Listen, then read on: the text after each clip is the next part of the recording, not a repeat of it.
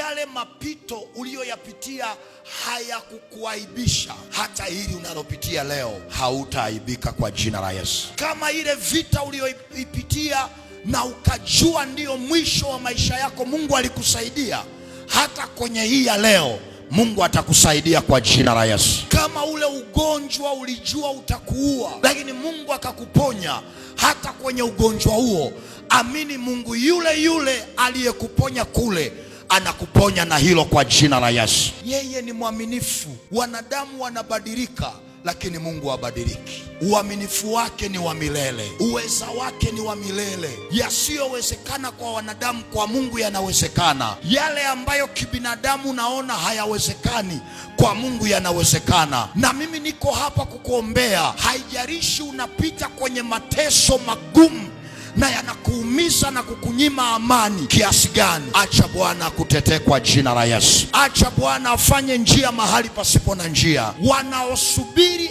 aibu yako hawataiona kwa jina la Yesu. Wanaosubiri kuaibika kwako hawataona aibu yako, wataona utukufu wa Bwana kwenye maisha yako, wataona uaminifu wa Bwana kwenye maisha yako.